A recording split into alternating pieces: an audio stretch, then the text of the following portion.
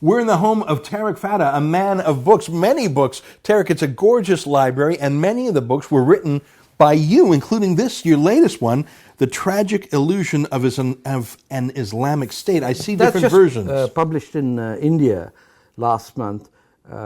It's directed at the Indian Muslim community, which is about 200 million strong. The only Muslim community that lives in a democratic state other than Israel. Israel, I think it's 20% of the population. In India, it's about 13%. But they are the only two populations that are unaware of what it is to live under an Islamic State. But they do have these aspirations that, oh, that romantic notion when everything was good and Muhammad was our leader and a golden period of Islam ensued. And I have outlined what a lie that has been, what a tragedy it has been in working and sacrificing hundreds of millions of Muslims for the cause of a political fascist ideology that in a nation state cannot be sustained, perhaps in up to the 16th or 17th century, but after the French and American Revolution, certainly not. What are Muslims in India like? Because it's a very interesting mix of different peoples in that country. And unlike in Canada, where Muslims are newcomers and the newcomers are politically correct and liberal, Muslims have been in India for centuries. Are they moderate? Are they secular? Are there radical pockets? They're all types, from the most radical to the most secular. Writers, poets, some of the film stars, most of the leading men in Bollywood are Muslim men with the last name Khan, which obviously means they have their heritage from Central Asia, or the Pashtuns of Afghanistan and Pakistan. So if you're a Bollywood dancer, dancing with women, singing, that's not a very Islamic Sharia lifestyle. Obviously, there's a large, strong secular Let me tell you component. about Indian Muslims. My father, he prayed twice a year. I didn't know of anyone in my entire family, from both my grandfathers, my paternal grandfather never prayed. My maternal would go to a mosque twice a year. And what city was that? Lahore, Bombay, Karachi. Now, you were in India for 4 months. Did you also go to Pakistan or other places? No, I can't go to Pakistan. You can't go there, eh? No. Huh. No. But this book was sort of, the same book was published in Pakistan, but this was a knockoff. This is a counterfeit version, Well, right? in some ways, it's a knockoff by friends, because if they would have gone through the proper route, nobody would have allowed them to print it. So they managed to get the censors to approve it, and even though you're not getting royalties from it, the ideas are there. Both, in this case also, I've said no royalties. I would rather they give away the royalty share of my books to Muslim school libraries, whatever, so that people could understand what is at stake. So you tell me where you went in India. I went to Delhi. Mm-hmm. I went right up to the foothills of the Himalayas at Jim Corbett's Tiger Reserve. What are the Muslim provinces of India? Well, the only Muslim province in India is Kashmir, Jammu and Kashmir. I was there a couple of years ago.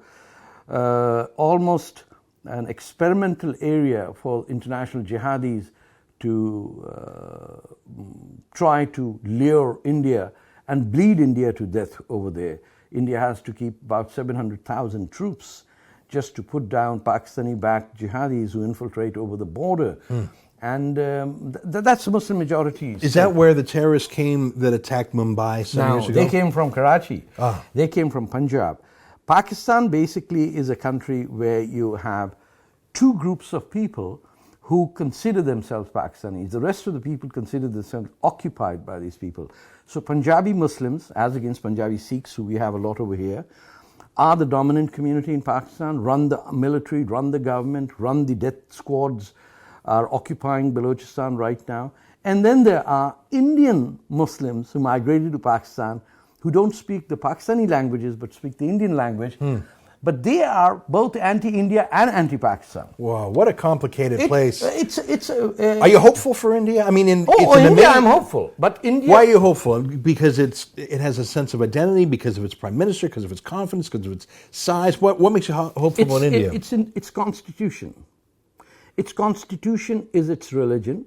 And you mean its legal constitution? Yes, I mean the constitution that was written Is it a secular document? Oh, absolutely. Is it multicultural or multiracial? Look, it defines India as a grouping of people with different linguistic backgrounds.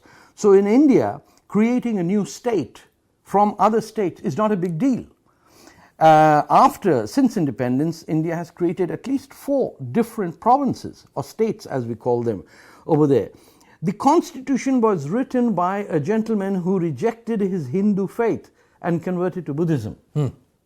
So barely 1% of the population would be Buddhist over there, but Dr. Ambedkar, a fine philosopher, wrote the text of the document.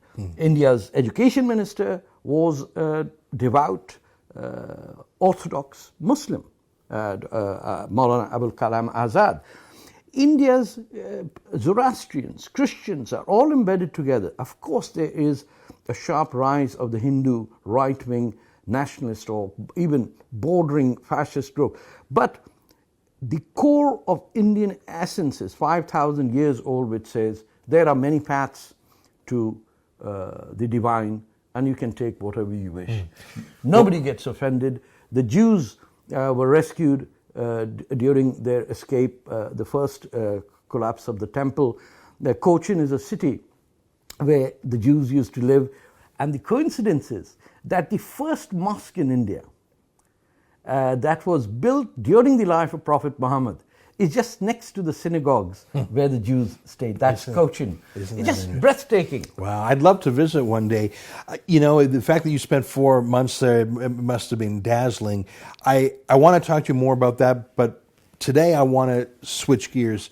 You've been back in town for a little bit, you've got over your jet lag, and you got right into it again. I'd like you to tell us about this weekend. Let me just pause for a second to show the video of a confrontation, a peaceful confrontation, but a vocal one, outside a mosque in the Greater Toronto area. Here, let's take a quick look at the videotape.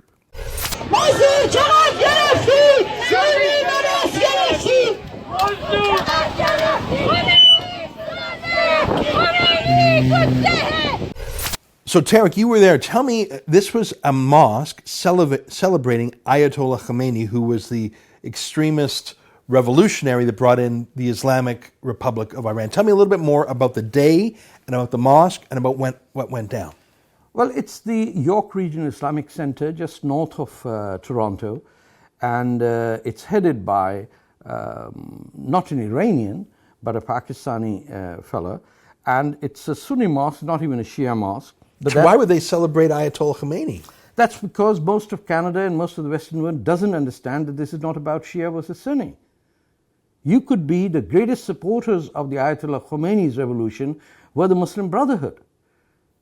The scholarship... So this is about a this is about the Ummah. This is about the Ummah coming together for an Islamic State? Not even that. It is about the destruction of Western civilization and the notion that human-created laws can be the basis of a nation state. So who would have gone to celebrate Khomeini? I mean, I'm not going to compare him quite to Hitler. I think that's overstating it. But that would be like... You're pretty close, because... It would be like celebrating, I don't know... Pol Pot, maybe? Yeah. Look, so who would do that? Like most of them. There were no Iranians there. There might no Iranians there? No, they were mostly Pakistanis. Gee, that's strange to me. Of course it is. And it is so strange that the people protesting outside couldn't figure out how to raise their slogans. Because what they were doing in Farsi or Persian, the guys on the other side don't even understand it. So, and that's the thing that was interesting to me, is that I thought this would be old stock Canadians and maybe some secular Muslim activists like you versus Khomeiniist Iranians. But in fact, most of the anti-Khomeini activists were Iranian themselves, who were liberals. Iranians, there were members of other communities, there were Kurds there were Jews over there. There were Pakistanis, a large number of Pakistanis were there who are anti-Islamist. Now, what about the police? And I'm glad there was no violence. I'm glad the police were there.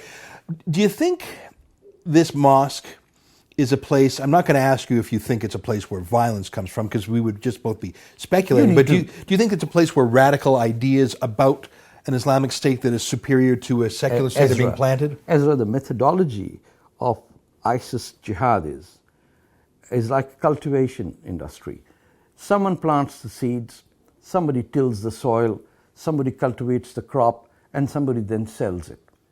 This is where the seeds are planted, and then they can say, we didn't do anything, something else happened. Yeah, it's always that way, isn't it? Now, how about the neighbors? I mean, a mosque moves in, every Canadian says, well, It doesn't look like let's a bring mosque. over an apple pie and welcome everybody. It doesn't look like a mosque. What does it look like? It was actually a Jewish camp. Long time ago. Isn't that weird? And there's something terribly symbolic Somebody about sold that. it. It was bought at one time. Its net value right now is $25 million. It's debt-free. It's got a community center. It's got a hall. And by the way, a lot of politicians come there. Some of the most prominent members of the NDP caucus have been there. And mind you, what I made clear yesterday was that Khomeini is just not one problem. It is also a problem when Thomas Mulcair visits the Islamic Society of North America in Mississauga, and Justin Trudeau joins the front row and says a prayer. But there you have to admit that some liberal, Raza Moridi, a provincial MPP from the liberal side, praised Prime Minister Harper for doing the right thing and standing up to Iran. But few people could understand that this is not about Iran. Tell me the name of that good liberal you mentioned. Raza Moridi. Okay, and so Raza Moridi is on the right side of this issue? Yes, a lot of people on the right side. I'm glad to hear it, and because I criticize liberals so often, if there's a liberal doing the right thing, I want to give them credit. They're good people on all sides. Good, I'm glad to hear There it. is not enough people who can look at the bigger picture. Yeah. I'm not saying I'm the only one. I'm saying I don't know of people who can put that Saudi Arabia today is a bigger problem than Iran. Tariq, thank you so much for having me into your home. Welcome back to Canada. You are doing amazing things overseas, but we need you here. It's good to see you, my friend. Thank you.